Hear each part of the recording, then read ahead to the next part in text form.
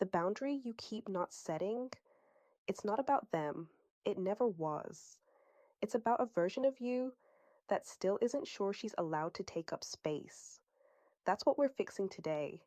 Here's what nobody says in these conversations. It's not that you don't know what you should do. It's that setting the boundary feels more dangerous than not setting it. And until you understand why that is, you're going to keep choosing the discomfort. You know, over the discomfort you don't. We're covering three things today: why you keep avoiding it, what's actually at the root of it, and the method that makes it finally hold. Stay with me for all three. The third one is the piece most people never get to, and it's the one that changes everything. This channel is for women who are rebuilding intentionally, not performing boundaries on social media, actually living them. If that's the work you're doing, you're in the right place. Three things: the avoidance, the root, and the method that actually holds. Let's get into it. Here's the concept simplified. A boundary is not a wall. It's not a punishment. It's not something you do to someone. A boundary is simply a decision about what you will and won't accept. And then the follow through that makes that decision real. Most women understand this intellectually, but there's a gap between understanding a boundary and actually enforcing one. And that gap, that space between knowing and doing, is where most women live. Think of it like a door with no lock. You can close it all you want, but if there's no lock, anyone who pushes hard enough gets back in. The boundary without follow through is the door with no lock. It gives the illusion of protection, but it doesn't actually hold. The wrong people don't stay because you haven't said the right words. They stay because they've learned that your door doesn't lock.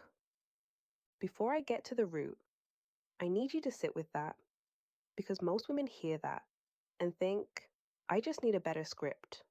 No, stay with me, because what's coming next is where it actually gets real.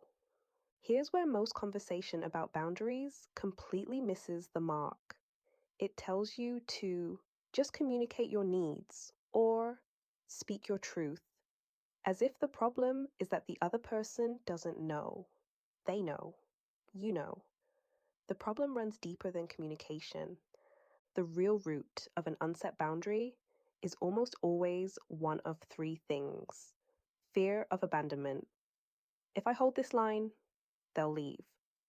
Fear of conflict. If I say this, it will get ugly. Or a self-concept that doesn't yet believe it's allowed to take up space. Here's an analogy. Imagine a new employee on their first week. Their manager asks them to stay late every Friday, unpaid. They don't want to. They know it's wrong, but they say yes every single time. Not because they don't know their rights, because they don't yet feel established enough to risk the relationship. That is not a communication problem. That is an identity problem.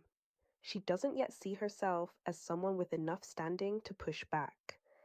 That is what's happening when you keep swallowing the boundary. Not weakness. An identity that hasn't yet caught up to what you deserve. The third point. This is where it shifts from understanding to actually changing. Stop for a second. Think about the boundary you've been avoiding. Now ask yourself honestly, what are you afraid will happen if you set it? You're in the third point now, and this is the one that matters most. The method that actually holds is not a script. It's not a conversation technique. It's a decision made at the identity level before the moment ever arrives. Here's how it works.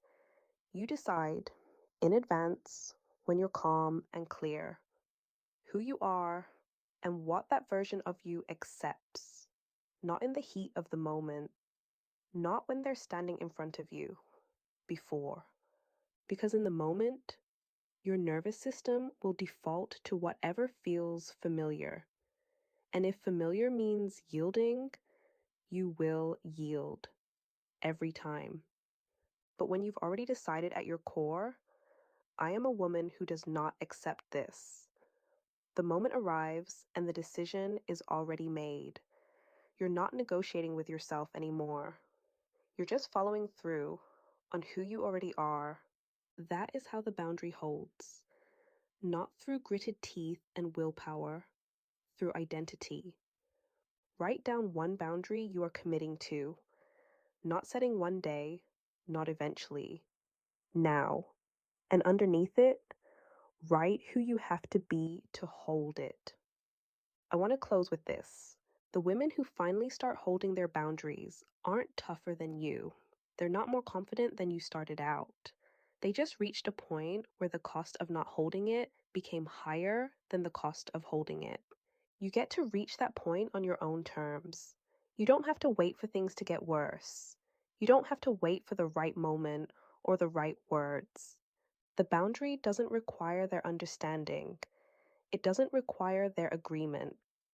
It only requires you, decided, grounded, and no longer available to shrink.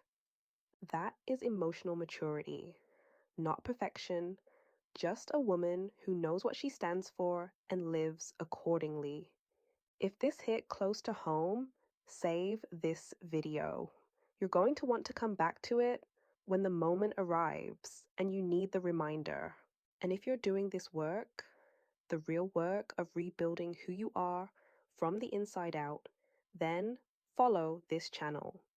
Every video here is built for that exact woman. I'll see you in the next one.